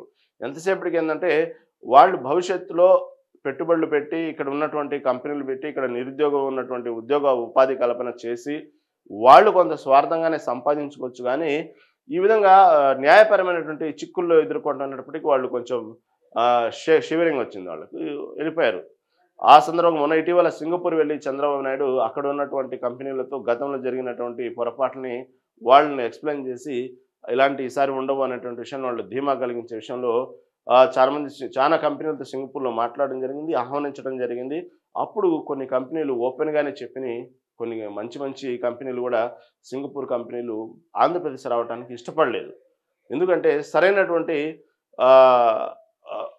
సరైనటువంటి నమ్మకం కలిగించడానికి చేతిలో ఎటువంటి ఒక మంత్రదండం లేదు కాబట్టి వాళ్ళు ఏమో నెక్స్ట్ 5 ఇయర్స్ తర్వాత ఇదే గవర్నమెంట్ లేకపోతే మళ్ళీ జగననే కాదు గవర్నమెంట్లు మారినప్పుడు పరిస్థితులు ఎలా ఉంటాయో కాబట్టి ఏదైనా కంపెనీ వెళ్ళంగానే రేపు సరే ఇది ఆగస్ట్ అయిపోయింది కదా, రేపు డిసెంబర్లో ఏర్పాటు చేద్దాం అనేటువంటి కాదు కదా, మొదలు పెడితే దాన్ని కొన్ని సంవత్సరాలు పెట్టవచ్చు. ఈలోపు ప్రభుత్వాలు ఇదే ఉంటాయని శాశ్వతమైన గ్యారెంటీ లేదు. కాబట్టి దానికి సంబంధించినటువంటి నమ్మకాన్ని కలిగించేటువంటి భరోసా కలిగించే విషయంలో గట్టిగా ప్రామిస్ చేయాలంటే ఎటువంటి ప్రామిస్ చేస్తారో చెప్పలేము. ఎందుకంటే అది ప్రజా తీర్పు. మేమే అధికారంలోకి వస్తాం, మళ్ళీ మా ప్రభుత్వం ఉన్నది, మీకేం కాదు అని కేవలం మాటల వరకు పరిమితమే కానీ దానికి అధికారంగా ఇప్పటికీ అదే అంటున్నారు. అమరావతి రాజధాని విషయంలో రైతులు కూడా అదే కోరుతున్నారు. దానికి అధికారికంగా భవిష్యత్తులో ఎటువంటి ప్రమాదం లేకుండా గతంలో ప్రభుత్వాలు మారినప్పుడల్లా ఈ విధంగా రైతుల సమస్యలు ఎదుర్కోకుండా దానికంటూ ఒక రాజ్యాంగబద్ధంగా దానికి సంబంధించిన అధికారికంగా ఒక ఇది ఉండాలి, శాశ్వతంగా దానికంటూ ఒక ప్రాతిపదిక ఉండాలి అనేటువంటి విషయాన్ని ఇప్పుడు కూడా అదే రైతులు కోరుకుంటున్నారు. కాకపోతే అదే భాషలో కొంత ధోరణిలో సింగపూర్‌కి సంబంధించిన కంపెనీలు కూడా ఆంధ్రప్రదేశ్‌లో పెట్టుబడులు పెట్టాలంటే అవే కోరుకుంటున్నాయన్నమాట. కాబట్టి దానికి సరైనటువంటి ప్రామిస్ చేయలేకపోయినాయి. ఆ విధంగా కొన్ని కంపెనీలు వెనక్కెళ్ళిపోయినాయి. ఇప్పటికి కూడా కొన్ని కంపెనీలు ముందుకొచ్చినాయి సింగపూర్‌లో. ఈ విధంగా అమరావతికి సంబంధించినటువంటి విషయంలో రాజధాని విషయంలో ఎంత భవిష్యత్తులో దాదాపుగా మనం ఇప్పుడు హైదరాబాద్‌ని గతంలో ఉమ్మడి ఆంధ్రప్రదేశ్‌గా ఉన్నప్పుడు హైదరాబాదు లాంటి నగరాన్ని చేయాలి ఆంధ్రప్రదేశ్ అమరావతినంటే ఇప్పట్లో సాధ్యమయ్యే పని కాదు. కాకపోయినప్పటికి కూడా ఏది సాధ్యాలున్నాయి, తొందరగా ఆంధ్రప్రదేశ్ అమరావతి రాజధాని అభివృద్ధి చెందాలంటే సాధ్యాలయ్యేటువంటి ప్రధానమైనటువంటి విషయాలేంది అనేటువంటి విషయాన్ని ప్రతి సెక్టార్‌ని ఇలా టచ్ చేసుకుంటూ వెళ్తున్నారు చంద్రబాబు. కేవలం భారీ కట్టడాలు కడితేనే రాజధాని కాదు. ఎటువంటి ఆహ్, హ్మ్, విదేశీ పెట్టుబడులు కానివ్వండి, ఇటుపక్క దేశంలో ఉన్నటువంటి అనేక కంపెనీలకు ఆకర్షితులవ్వడానికి కానివ్వండి, కేవలం మిగతా రాష్ట్రాల్లో ఉన్నటువంటి ఇప్పుడైతే ప్రస్తుతానికి ఆంధ్రప్రదేశ్‌లో ఉన్నటువంటి విద్యార్థులు ఎవరైతే నిరుద్యోగ యువకులు ఉన్నారో, లేకపోతే పెద్ద పెద్ద చదువులు చదివినటువంటి విద్యార్థులు ఉన్నారో, ఇటుపక్క హైదరాబాదునో, అటుపక్క విశాఖపట్నం, అటుపక్క బెంగుళూరునో ఇలా విధంగా తరలి వెళ్తున్నారు. కాబట్టి ఆంధ్రప్రదేశ్‌లో ఉన్నటువంటి విద్యార్థులు సహజంగా ఈరోజు ఆలోచిస్తే ఒక ఒక విద్యార్థి బీటెక్ అయిపోయింది. తర్వాత తనకు సంబంధించిన మాస్టర్ డిగ్రీస్ అయిపోయినాయి. నెక్స్ట్ ఏం చేయాలి? ఆంధ్రప్రదేశ్‌లో ఎక్కడికెళ్ళాలి ఉద్యోగానికంటే ఈరోజు సరైన సమాధానం లేదు. సరైనటువంటి ఇన్‌ఫ్రాస్ట్రక్చర్ లేదు. సరైనటువంటి పెద్ద కంపెనీలు లేవు. సాఫ్ట్‌వేర్ రంగంలో ఇంకా ఆంధ్రప్రదేశ్ అంత అభివృద్ధి చెందలేదు. సహజంగా మనం మాట్లాడుకుంటే అదే ధోరణి. ఓకే, చదువు అయిపోయింది. నెక్స్ట్ ఉద్యోగం ఎక్కడ చేయాలి? ఆంధ్రప్రదేశ్‌లో ఎక్కడున్నాయి ఉద్యోగాలు? అంత పెద్ద కంపెనీలు ఎక్కడున్నాయి? అంత పెద్ద సాఫ్ట్‌వేర్ కంపెనీలు ఎక్కడున్నాయి? లేవు. వెంటనే హైదరాబాద్ వెళ్ళిపోవటం, లేదంటే బెంగుళూరు, లేదంటే చెన్నై. ఈ సహజంగానే ఒక పద్ధతి ప్రకారం 10వ తరగతి పాస్ అయిన తర్వాత ఇంటర్మీడియేట్ అన్నట్టు ఇక్కడ ఆంధ్రప్రదేశ్ చదువు అయిపోగానే వెంటనే హైదరాబాద్ వెళ్ళిపోవాలి. ఈ విధంగా ఒక ధోరణి అయిపోయింది. లేదంటే అమెరికా వెళ్ళిపోవాలి, లేదంటే బెంగుళూరు వెళ్ళిపోవాలి, లేదంటే చెన్నై వెళ్ళిపోవాలి. కాబట్టి ఇప్పటికే చంద్రబాబు నాయుడు వేసిన పునాది ఏదైతే ఉందో, ఇక్కడ చదువుకున్నటువంటి విద్యార్థులు ఆంధ్రప్రదేశ్‌లో ఇక్కడే ఉపయోగపడాలి అనేటువంటి అనేక రంగాల్లో ఇక్కడే ఉద్యోగం సంపాదించాలి అనేటువంటి విషయాల్లో ఇప్పటికే సహజంగా మన ఇళ్లలో ఎవరైనా డిగ్రీ చదివిన పూర్తయినటువంటి విద్యార్థులు ఉంటే ఇప్పటికే ప్రభుత్వ పరంగా వర్క్ ఫ్రమ్ హోమ్ వచ్చేటువంటి కార్యక్రమాలు కానీ వాళ్ళ స్కిల్స్ వాళ్ళ ఉన్నటువంటి నైపుణ్యాన్ని ఇక్కడ విద్యార్థులు ఆంధ్రప్రదేశ్లో ఉండటానికి ఇక్కడే వాడే విధంగా, ఇష్టపడే విధంగా, ఇక్కడే ఉద్యోగాలు చేసే విధంగా ఇప్పటికే అనేక ప్రణాళికలు ఇటు ఆంధ్రప్రదేశ్ ప్రభుత్వం చేస్తూ ఉంది, మా కూటమి ప్రభుత్వం. ఈ విధంగా దాంట్లో భాగంగా అనేక రకమైనటువంటి అభివృద్ధి పయనంగా ముందుకెళ్తున్నటువంటి ఆంధ్రప్రదేశ్ ప్రభుత్వంలో ప్రధానంగా ఈ రతన్ టాటా సంబంధించినటువంటి ఈ రతన్ టాటా ఇన్నోవేషన్ హబ్ అనేది ప్రధానంగా ఉపయోగపడుతుంది. ఈ ఇన్నోవేషన్ హబ్స్ అనేది 175 నియోజకవర్గాల్లో ప్రతి నియోజకవర్గంలో ఏర్పాటు చేయడానికి నేను ప్లాన్ చేస్తున్నానని ఎంపీ సీఎం చంద్రబాబు చేసిన వ్యాఖ్యలు కానివ్వండి. ఈ విధంగా ఈ క్వాంటమ్ కంప్యూటింగ్ అనేది కృత్రిమ మేధతో ప్రపంచ పటంలో అమరావతి నిలుపుతా అనేటువంటి విషయాన్ని నిన్నటికి నిన్న ఇటు విశాఖలో కూడా డేటా సెంటర్ అనేటువంటి విషయాన్ని నిన్న లోక్సభలో అశ్విని వైష్ణవి కూడా వెల్లడించడం జరిగింది. దాని కేంద్రం సహకరిస్తుంది, ఏపీతో చర్చలు జరుపుతున్నాము అనేటువంటి విషయాన్ని ఇటు లోక్సభలో అశ్విని వైష్ణవ్ కూడా వెల్లడించడం జరిగింది. విశాఖలో అతి పెద్ద డేటా సెంటర్ రాబోతా ఉంది.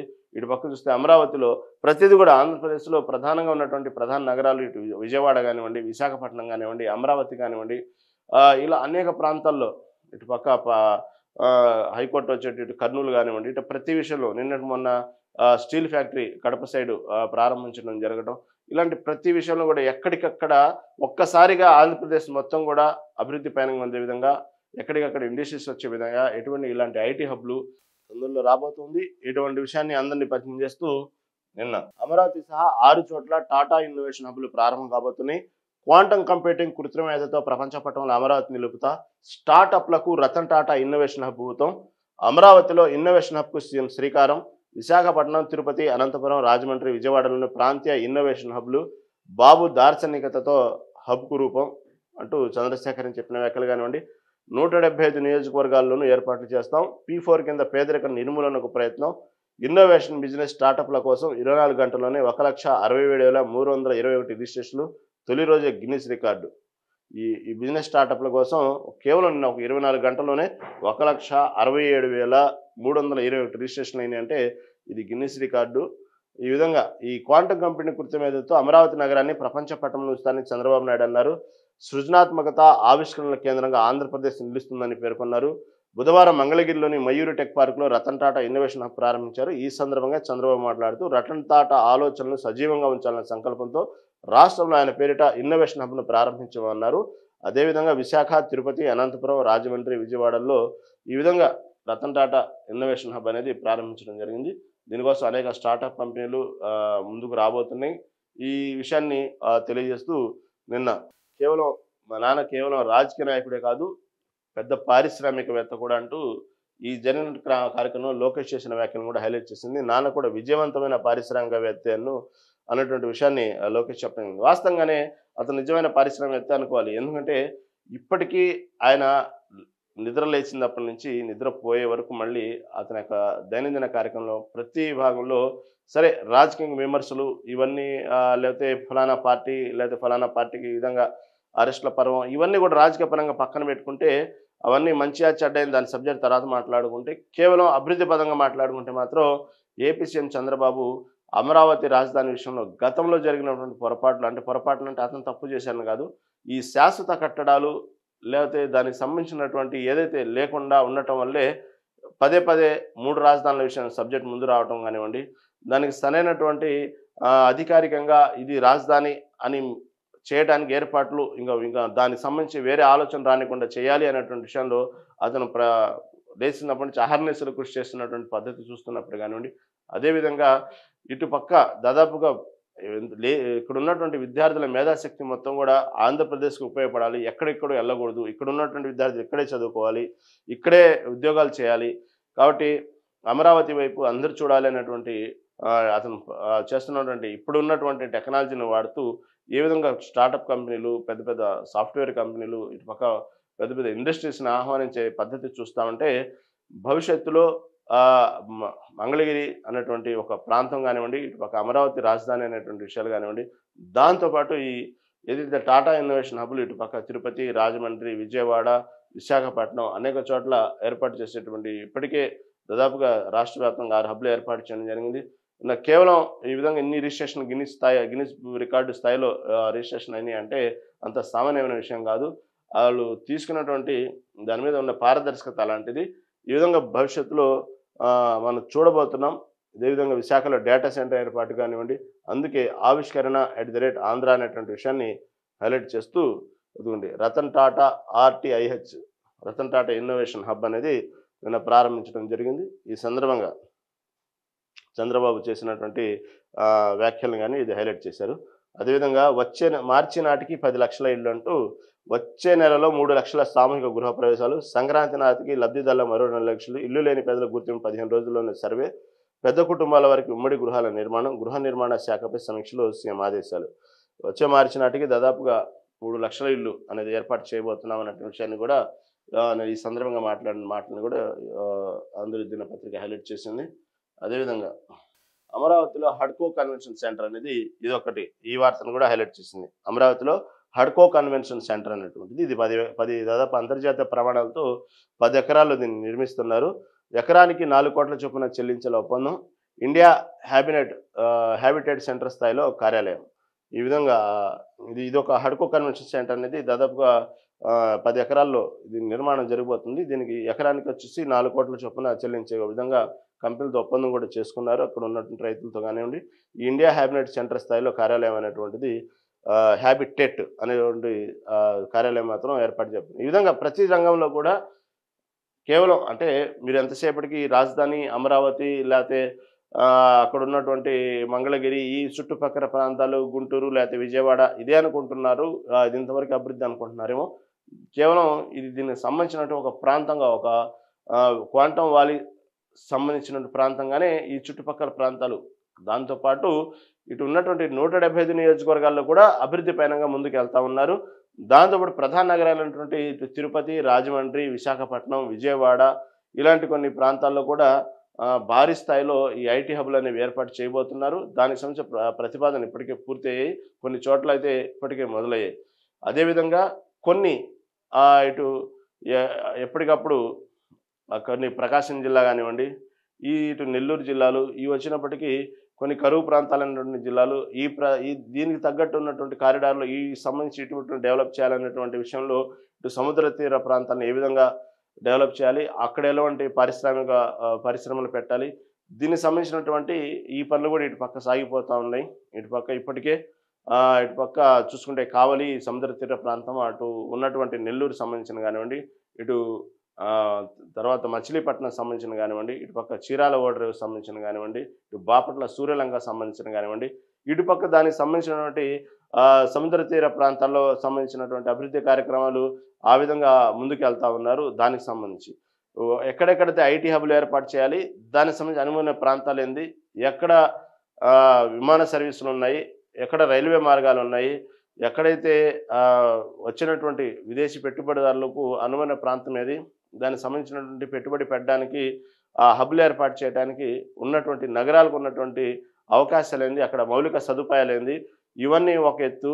దానికి సంబంధించినతో పాటు కేవలం ఇదే విధంగా చంద్రబాబు అంటే ఎంతసేపటికి ఐటీ అంటాడు, కంప్యూటర్ అంటాడు, సాఫ్ట్‌వేర్ అంటాడు, డెవలప్ ఇదే విధంగా చూసుకుంటారు గానీ, మధ్య తరగతి, దిగువ మధ్య తరగతి సంబంధించినటువంటి విషయాల్లో అతని ఆలోచన దానికి ఉండదు. ఎంతసేపటికి ఈ రేంజ్‌లోనే ఉండిద్ది అనేటువంటి విమర్శకుల్ని ఆన్సర్ ఇచ్చే విధంగా ఇటుపక్క తీర ప్రాంత ప్రజలకు దానికి సంబంధించినటువంటి అనేక రామాపురం బీచ్ కానివ్వండి, ఇటుపక్క తర్వాత పాకలకు సంబంధించినటువంటి బీచ్ల దగ్గర అనేక రకమైనటువంటి సీ పోర్ట్‌లు ఏర్పాటు చేయటం, దానికి సంబంధించిన కార్యక్రమాలు ఇటు జరుగుతా ఉన్నాయి. ఇటుపక్క ఐటీ హబ్‌లు ఇటుపక్క ఏర్పడుతుంది. ఈ విధంగా రాష్ట్రం మొత్తం కూడా ఒక్కసారిగా ఇంకా ఎందుకంటే కూటమి ఎన్‌డీఏలో భాగస్వామ్యం ఉంది కాబట్టి ఇటు కేంద్ర సహకారం కూడా ఉండటం అనేది ఇప్పుడు ప్రధానంగా కలిసి వచ్చేటం ఉండడం ఆంధ్రప్రదేశ్‌కి. గతంలో కూడా కేంద్ర సహకారం ఉంది. కాకపోతే అప్పట్లో కొన్ని పరిస్థితుల వల్ల ఎన్‌డీఏలో భాగస్వామ్యం ప్రధానంగా ఎన్‌డీఏలో మేజర్ పాత్ర అనేది అప్పట్లో అంతగా లేదు. కేవలం భాగస్వామ్యం మాత్రమే ఉంది. కాబట్టి ఇప్పుడున్నటువంటి ఎన్‌డీఏ కూటమిలో మేజర్ పాత్ర పెద్ద పాత్ర ప్రముఖంగా ఇక్కడ ఉన్నటువంటి ఆంధ్రప్రదేశ్ ప్రభుత్వం ఉంది కాబట్టి ఇప్పుడు కేంద్రంతో సత్సంబంధాలు బాగున్నాయి కాబట్టి ఎప్పటికప్పుడు చాలా ప్రోత్సాహంగా ఉన్నారు కేంద్ర ప్రభుత్వం. దానికి తగ్గట్టుగానే ఇటు ఆంధ్రప్రదేశ్ ప్రభుత్వం చాలా ముందుకు ఫాస్ట్‌గా వెళ్ళిపోతా ఉంది. కొన్ని వివాదాలకు దూరంగా ఎప్పటికప్పుడు అభివృద్ధి పయనంగా ముందుకెళ్తుండడానికి ప్రత్యక్ష సాక్ష్యం ఇవి కొన్ని ఉదాహరణలు మనం చెప్పుకోవచ్చు. ఇవన్నీ మచ్చుతునకలు ఇవన్నీ ఇంకా కొన్ని ఉన్నాయి. దానికి సంబంధించినటువంటి చర్చలు జరుగుతున్నాయి. అవి భవిష్యత్తులో చాలా తొందరలోనే కొన్ని అనేక రంగాల్లో మార్పులు చూడబోతా ఉన్నాము. దీనికి తోడు ఇటుపక్క విద్యారంగంలో కానివ్వండి అనేక మార్పులు చూడబోతున్నాం. విద్యారంగంలో కూడా అదేవిధంగా ఇటుపక్క ఏపీ డిప్యూటీ సీఎం అయినటువంటి పవన్ కళ్యాణ్ కూడా దానికి సంబంధించి ఆయన పరిపాలనా విభాగంలో ఇప్పటికి మనం చూసాము. గిరిజన ప్రాంతాల్లో ఏ విధంగా గిరిజనులు ఆదుకుంటున్నారు, అక్కడ దానికి సంబంధించినటువంటి గతంలో వాళ్ళు భవిష్యత్తులో ఎన్నో రాజకీయ పార్టీలు గిరిజనుల విషయంలో కానివ్వండి, మారుమూల ప్రాంతాల్లో కొండల్లో బతికేటువంటి గిరిజనులు కానివ్వండి, వీళ్ళందరికీ ఎన్నికలు వచ్చినప్పుడల్లా ప్రతి పార్టీలు చేసేటువంటి ప్రామిసులు, వాళ్ళకి ఇచ్చినటువంటి హామీలు ఏ విధంగా ఉంటాయి, ఎన్నికల తర్వాత కనీసం మళ్ళీ ఎగ్జాక్ట్‌లీగా మళ్ళీ 5 ఏళ్ళకి ఇంకోసారి వెళ్తారు వాళ్ళ దగ్గరికి ఓట్లు అడగడానికి. ఈ మధ్యలో ఒక్కసారి కూడా అటు వెళ్ళిన పాపాన పోరు. అసలు ఆ ప్రాంతాల పేర్లు కూడా వాళ్ళకి గుర్తుండవు. దానికి మార్గాలు ఎటుంటాయో కూడా వాళ్ళకి తెలియదు. కానీ కేవలం కాలినడకతో వెళ్తూ AP deputy CM Pawan Kalyan కాలినడకతో వెళ్ళి వాళ్ళ బాధల్ని కనుక్కొని ఆ ప్రాంత ప్రజలు అనుభవిస్తున్నటువంటి తీరును చూసి చలించిపోయారు. అందుకే ఈ రోజున ప్రతి కార్యక్రమంలో మన సహజమైన కుటుంబ సభ్యుల్లో అరే వాళ్ళు కొంచెం ఆర్థికంగా నలిగిపోయి ఉన్నారు, వాళ్ళ పరిస్థితి ఎలా ఉందో వాళ్ళని ఒకసారి మనం కనుక్కుందాం, లేకపోతే ఫోన్ చేద్దాం, పండగ వచ్చింది వాళ్ళకి ఏదో ఒక విధంగా డైరెక్ట్గా కాకుండా పండగ రూపంలో ఏ విధంగా ఆదుకుందాం అని ఏ విధంగా కొంతమంది కుటుంబ సభ్యులు ఎలా అయితే ఆలోచిస్తారో మనలో మనం ఎలా ఆలోచిస్తామో ఆ విధంగా ఒక కుటుంబ సభ్యులాగా గిరిజన ప్రాంతంలో ప్రజలు పండగ వచ్చింది, వాళ్ళు ఏం తిన్నారో లేదో, వాళ్ళకు బట్టలు ఎలాంటి కొత్త బట్టలు ఉన్నాయో లేదో, అసలు వాళ్ళ పరిస్థితులు ఏందో అంటూ ఒక్కోటి గిరిజన ప్రాంత ప్రజల్ని పట్టించుకునే విధానం చూస్తుంటే చాలా ముచ్చటేస్తుంది. ఇటు పక్క పవన్ కళ్యాణ్ ఆ విధంగా తన ఒక సొంత సభ్యులాగా కుటుంబ సభ్యులాగా ఆత్మీయంగా వాళ్ళతో పాటు నడిచినప్పుడు వాళ్ళు పడ్డ ఇబ్బందులు చూసి కనీసం వాళ్ళ కాళ్ళల్లో చెప్పులు లేవు. అలాంటి పరిస్థితులు చూసి ఒక పక్క వాళ్ళకు చెప్పులు పంపించడం జరిగింది. కొన్ని వందల జతలు పంపించడం జరిగింది. తర్వాత ఎప్పుడైతే వాతావరణం మారంగానే ఆ కొండ ప్రాంతాల్లో సహజంగా మనం ఇక్కడ ఉంటేనే చలికి తట్టుకోలేకపోతున్నాం, చలి తీవ్రతకి. ఇంకా కొండ ప్రాంతాలు అటుపక్క చెట్లు అడవుల్లో ఉన్నటువంటి వాతావరణానికి చలి తీవ్రత అధికంగా ఉండిద్ది. మనకు తెలిసిందే ప్రతిసారి చలికాలం వచ్చినప్పుడల్లా వాతావరణ హెచ్చరికలు మనం చూస్తూ ఉంటాం పేపర్లో, చలి తీవ్రత ఈ విధంగా ఉందనేది. అవన్నీ మొత్తం దృష్టిలో ఉన్నాయి కాబట్టి వెంటనే వర్షాకాలం మొదలైంది, చలి కూడా తీవ్రత పెరిగిద్ది. వెంటనే ప్రతి కుటుంబానికి అక్కడ రగ్గులు పంపించడం జరిగింది ఆ చలికి తట్టుకునే విధంగా. ఇవన్నీ తన యొక్క పరిపాలన విభాగంలో తన యొక్క లేచినప్పటి నుంచి ఉన్నటువంటి బిజీ షెడ్యూల్లో భాగంగానే ఒక సొంత సభ్యుల్లాగా ఆలోచించడం జరుగుతుంది. అక్కడ ఏం జరుగుతుంది? వాళ్ళ పరిస్థితులు ఏంది? వాళ్ళేంది? నిన్నటికి నిన్న మళ్ళీ చీరలు పంపిణీ చేయటం జరిగింది. నిన్న సంబంధించిన రాఖీ పండుగకు సంబంధించిన కానివ్వండి, ఈ మధ్య కాలంలో చీరలు కూడా పంపిణీ చేయటం జరిగింది. ఈ విధంగా అంతే విధంగా తన పరిపాలనలో ఉన్నటువంటి ఏదైతే గ్రామాల అభివృద్ధి గతంలో మనం చూస్తా ఉన్నాం. పంచాయతీ సంబంధించినటువంటి మనం చూస్తే మనకు తెలిసిన సహజంగా మన ఊర్లో, మన గ్రామంలో పంచాయతీ పరిస్థితిని చూస్తే సహజంగా పంచాయతీ ఎన్నికలొస్తాయి. కొత్త సర్పంచ్ ఎన్నికవుతారు. మనం అనుకున్న క్యాండిడేట్ గెలిచారంటారు. సంబరాలు చేసుకుంటారు. అయిపోద్ది. దాని తర్వాత కామన్‌గానే సహజంగా ఊర్లో జరిగేటువంటి చిన్న చిన్న కార్యక్రమాలు సహజంగా ఒక మూస ధోరణిలో వెళ్ళిపోతా ఉంటాయి. గ్రామ పంచాయతీ కార్యక్రమాలకు సంబంధించినటువంటి ఫార్మాలిటీస్ మూస ధోరణిలో వెళ్ళిపోతుంటాయి. కానీ అతను వచ్చిన తర్వాత గ్రామాల అభివృద్ధి చెందడానికి ఏం కావాలి? గ్రామాల్లో అవసరమైన పనిముట్లేంది? గ్రామాల్లో ఎటువంటి సమస్యలుంటాయి? మురికివాడలు ఎలా ఉంటాయి? మురికివాడలు శుభ్రం చేసే విధంగా ఇప్పుడున్నటువంటి పాత పద్ధతిలోనే ఇంకా గ్రామ పంచాయతీలు ఎందుకున్నాయి? కొత్త పనిముట్లు ఏ విధంగా కావాలి? దానికి సంబంధించినటువంటి కొత్త పనిముట్లకు సంబంధించినటువంటి గ్రీనరీ ఏ విధంగా ఉండాలి? అదేవిధంగా ఆర్గానిక్ సంబంధించినటువంటి వాళ్ళని పిలవడం, గ్రీనరీకి సంబంధించిన వాళ్ళని పిలవడం, కొత్త కొత్త పనిముట్లు దానికోసం ప్రత్యేకంగా ఉన్నటువంటి అవసరాలకు అనుగుణంగా పనిముట్లు ఏ విధంగా తయారు చేయించాలని చెప్పి తయారు చేయించి, ఇలా ప్రతి గ్రామ పంచాయతీకి కొన్ని వాహనాలు పంపించి, కొత్త పనిముట్లు పంపించి, అదేవిధంగా గ్రామ పంచాయతీల అభివృద్ధిలో భాగంగా వచ్చేటువంటి గ్రామ పంచాయతీకి ఇచ్చిన నిధులు ఏ విధంగా సద్వినియోగం చేసుకోవాలి? గతంలో ఉన్నటువంటి నిధులు వల్ల గ్రామ పంచాయతీ ఏమాత్రం ఎంతవరకు అభివృద్ధి ఉపయోగపడిద్ది? ఆ నిధులు కేవలం గ్రామ పంచాయతీకి ఏ మేరకు ఆ నిధులు ఉపయోగపడతాయి? అవి సరిపోక గ్రామ సర్పంచు దానికి సంబంధించిన అధికారులు ఏ విధంగా ప్రజల్ని దోచుకుంటున్నారు? నిధులు సరిపోకపోబట్టే కదా ఈ విధంగా కొన్ని పనులు ఎక్కడికక్కడ ఆగిపోతున్నాయి. దానికి సంబంధించి అధికారులు కూడా, దానికి సంబంధించినటువంటి సర్పంచులు కూడా కొంతవరకు అధికార దుర్వినియోగానికి పాల్పడుతున్నారు, అవినీతికి పాల్పడుతున్నారు. ఈ విధంగా సమృద్ధిగా వాళ్ళకి నిధులుంటే గ్రామ పంచాయతీ అభివృద్ధి చెందిద్ది అనే విషయంలో గ్రామ పంచాయతీ నిధులు వచ్చేటువంటి విషయాన్ని కూడా కొంతవరకు నిధులు పెంచేటువంటి కార్యక్రమం. అదేవిధంగా ఇప్పుడు మనం నిన్న జరుపుకున్న ఆగస్టు 15 కానివ్వండి, గణతంత్ర దినోత్సవం జనవరి 26 సంబంధించిన కానివ్వండి, ఇలాంటి కార్యక్రమాల్లో పంచాయతీ పరిధిలో జరిగేటువంటి కార్యక్రమాలకి ప్రభుత్వం నుంచి వచ్చేటువంటి ఏదైతే డబ్బులున్నాయో అవి ఏమాత్రం జరుపుకున్నటువంటి సందర్భాన్ని, విశేష సందర్భాన్ని ఏ విధంగా ఎంతవరకు ఉపయోగపడతాయి? అది కనీస నామమాత్రపు అమౌంట్ అనమాట. అంత తక్కువ అమౌంటు దానికి ఆటోమేటిక్‌గానే ఆ అమౌంట్ సరిపోదు కాబట్టే వాళ్ళు ఆ గ్రామంలో ఉన్నటువంటి ఏదో ఆ వ్యాపారస్తుల దగ్గర వాళ్ళు ఏ విధంగా తీసుకుంటారు? అది డైరెక్ట్ చెప్పాలంటే అది దోపిడా, లేకపోతే అధికారాన్ని ఉపయోగించి తీసుకోవడం మనం చూస్తా ఉంటాం. కాబట్టి అలాంటి కాకుండా ఆ నిధులు సరిపోవు. కేవలం మన భారతదేశానికి స్వాతంత్రం వచ్చినట్టు వేడుకలు జరుపుకోవడానికి కూడా మనకు సరిపోయినటువంటి నిధులు ఎందుకు పంచాయతీలకి?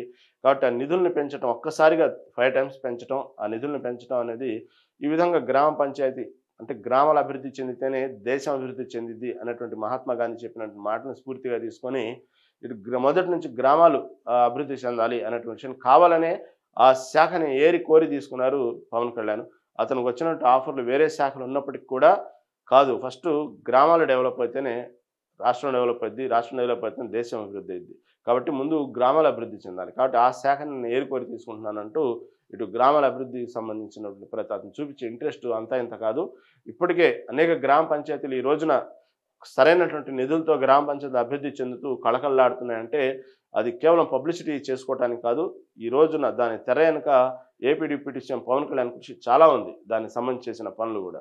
అదేవిధంగా అతను తిరిగినటువంటి గిరిజన ప్రాంతాల్లో వాళ్ళు పండించుకున్న పంటలు విషయంలో అక్కడ ఉన్నటువంటి ఏనుగులు ఆ పంట పొలాలను ఏ విధంగా ధ్వంసం చేస్తున్నాయి, దానికి ఏ విధంగా దానికి సంబంధించినటువంటి వాళ్ళు చేతికి అందిన పంటని ఆ ఏనుగుల గుంపులు ఏ విధంగా నాశనం చేస్తున్నాయి సందర్భంలో దాన్ని ఎలా కట్టడి చేయాలి, అంతేగాని దానికి సంబంధించినటువంటి ఒక క్రూరమైన ఆలోచన లేకుండా దాన్ని ఏ విధంగా కట్టడి చేయాలి అనేటువంటి విషయాన్ని ఇటు పక్కన రాష్ట్రాలతో మాట్లాడి అక్కడ ఉన్నటువంటి కుంకి ఏనుగులను పిలిపించి అక్కడ జరుగుతున్న పరిస్థితిని వివరించి దానికి సంబంధించినటువంటి ఏదైతే ఆ కుంకి ఏనుగుల వల్ల అక్కడ ఉన్నటువంటి సహజంగా ఎప్పుడు తిరిగేటువంటి ఏనుగులు ఆ పంట పొలాలను నాశనం చేస్తున్నప్పుడు కుంకి ఏనుగులు అక్కడి నుంచి వాళ్ళని తరిమే క్రమంలో కుంకి ఏనుగుల పాత్ర ఏ విధంగా ఉండిద్ది, కాబట్టి కుంకి ఏనుగులు మనకు అవసరం అనేటువంటి విషయాన్ని తెలియజేస్తూ పక్క రాష్ట్రాలని పిలిపించుకుంటూ కర్ణాటక నుంచి కానివ్వండి ఈ కుంకి ఏనుగులు పిలిపించి మొన్న దానికి సంబంధించిన కుంకి ఏనుగుల తర్వాత ఉన్నటువంటి ఏనుగులు తరిమేటువంటి క్రమం చూసి వెంటనే దాని రిజల్ట్ మనం చూసాం.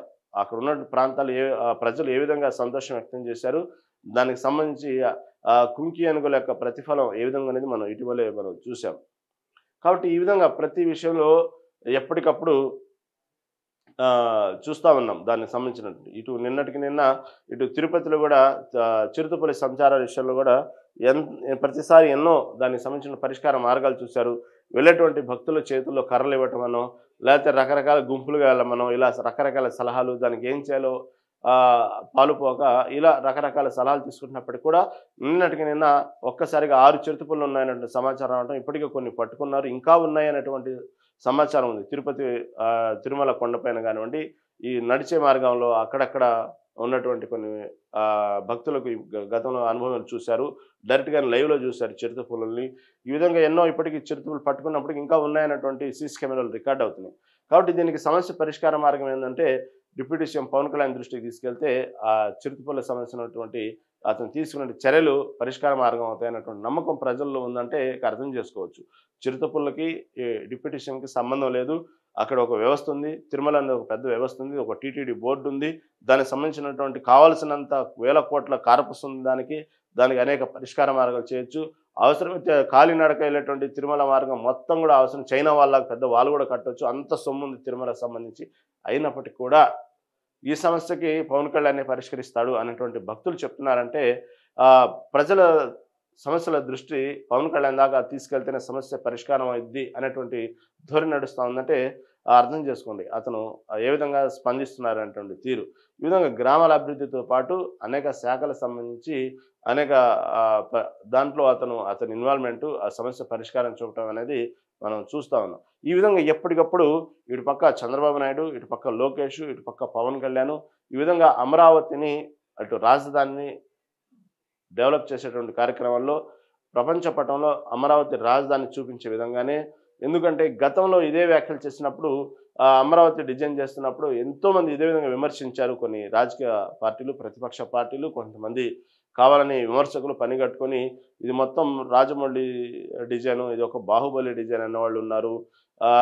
తర్వాత దానికి సంబంధించినటువంటి ఎప్పుడైతే ఒకసారి ఈ శాశ్వత కట్టడాలు కాకుండా అప్పటికప్పుడు టెంపరరీ కట్టడాలు కాబట్టి వర్షం పడ్డప్పుడు కొంత లీకేజ్ అయినప్పుడు దాన్ని చూపించి ఇదేనా బాహుబలి డిజైనింగ్ అనేటువంటి విషయాన్ని కామెంట్లు చేయడం కానివ్వండి, ఇలా రకరకాలుగా చేసినటువంటి వ్యాఖ్యలు మనం గతంలో చూసాం.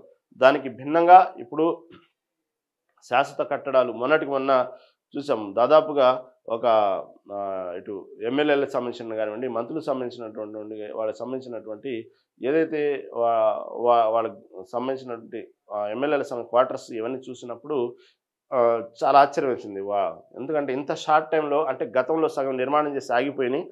దాన్ని మళ్ళీ కొంత మంత్రి నారాయణ సహకారంతో కొంతవరకు దాన్ని మొత్తాన్ని అక్కడ ఉన్నటువంటి భయంకరమైనటువంటి ముళ్ళ చెట్లు, ముళ్ళ పొదలు భారీగా పెరిగిపోయినాయి. దాన్ని ఇలా పట్టించుకోకుండా ఉండేటప్పటికి. దాన్ని కొన్ని వందల ఎకరాల్లో దాన్ని వెంటనే యుద్ధ ప్రాతిపదికన మొత్తం క్లీన్ చేయించి, ఇటుపక్క ఎమ్మెల్యే క్వార్టర్స్, ఇటుపక్క మంత్రులకు ఇచ్చేటువంటి ఇవన్నీ కూడా ఎప్పటికప్పుడు చూస్తే ఒక త్రిబుల్ బెడ్రూమ్ కానివ్వండి, ఇవన్నీ కూడా చాలా ఆధునాతనంగా తీర్చిదిద్ది ఒక్కసారి గతంలో మనం చూసినటువంటి ప్రాంతమేనా ఇది?